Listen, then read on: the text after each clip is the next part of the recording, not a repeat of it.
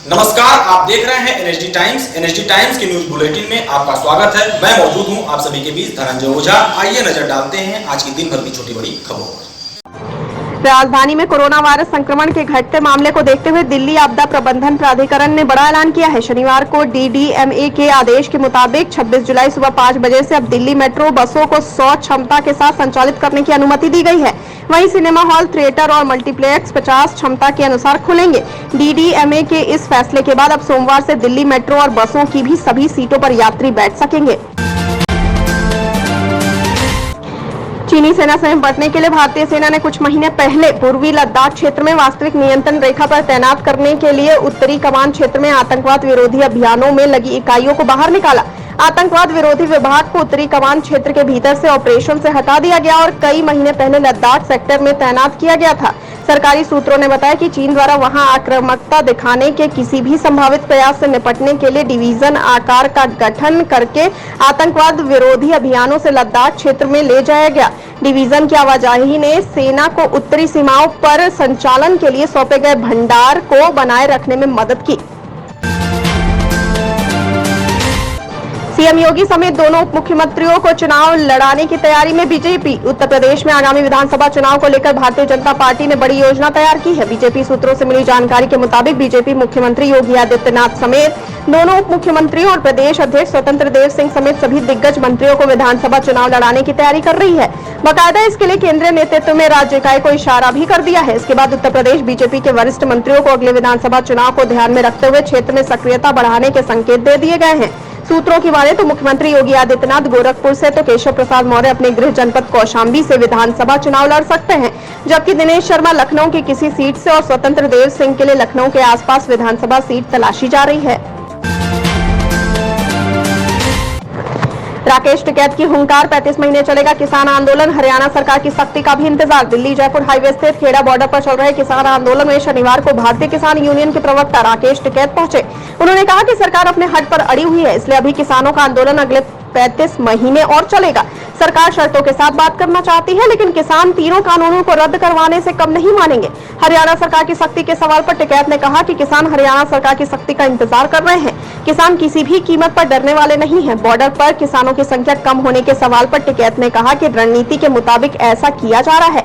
यदि सरकार हमारी सख्ती देखना चाहती है तो एक बार बताए, दोबारा दिल्ली में 5 लाख ट्रैक्टर पहुंच जाएंगे।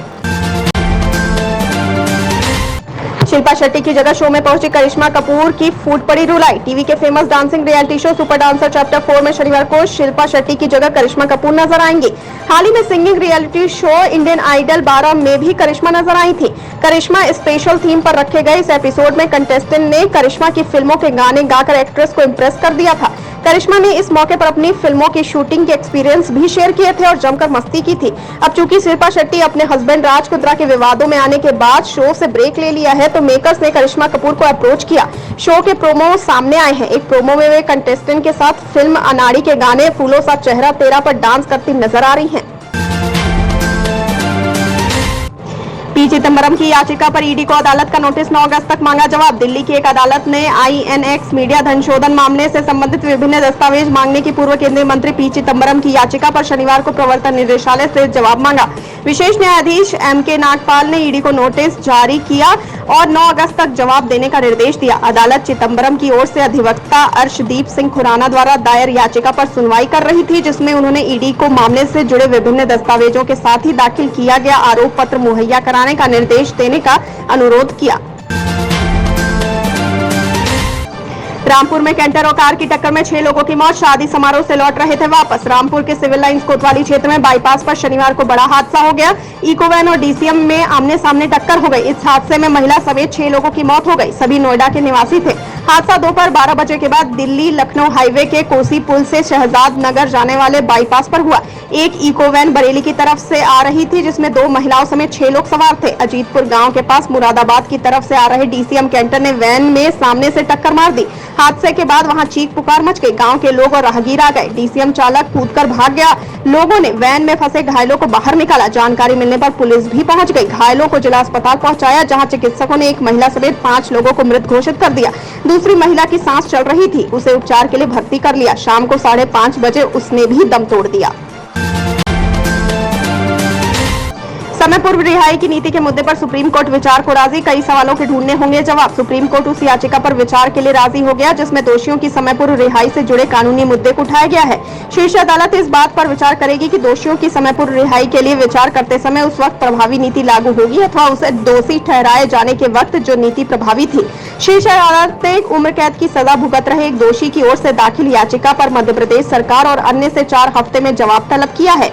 याचिका में राज्य सरकार को उसे इस आधार पर रिहा करने के निर्देश देने की मांग की गई है कि वह रेमिशन की अवधि समेत 20 साल से अधिक की सजा भुगत चुका है। याचिकाकर्ता का कहना है कि उसका मामला दोषी ठहराए जाने के वक्त प्रभावी समय पूर्व रिहाई की नीति के तहत आता है। विक्की कौशल को याद आई अपनी डेब्यू फिल्म मशान। 6 साल पहले आज ही के दिन हुई थी रिलीज। बॉलीवुड अभिनेता विक्की कौशल ने फिल्म इंडस्ट्री में असिस्टेंट डायरेक्टर के रूप में कदम रखा था। कुछ सालों बाद ही उन्होंने कुछ फिल्मों में छोटे मोटे किरदार निभाए, लेकिन साल 2015 में विक्की की किस्मत तब खुली जब उनके हाथ फिल्म मशान लगी। इस फिल्म को खूब पसंद भी किया गया, यहीं से विक्की की किस्मत का तारा भी चमका।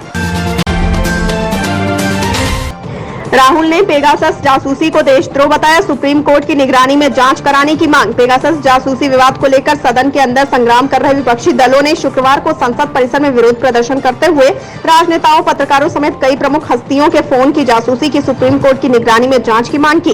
कांग्रेस के वरिष्ठ नेता राहुल गांधी के साथ अन्य विपक्षी दलों के नेताओं ने पोस्टर बैनरों के साथ जासूसी को लेकर सरकार को कटघरे में खड़ा करते हुए इसे देशद्रोह तक करार दिया। एनएचडी टाइम्स की खबरों से अप टू डेट रहने के लिए चैनल को सब्सक्राइब करें, लाइक करें, शेयर करें और कमेंट करें और साथ ही साथ बेल आइकन दबाना ना भूलें।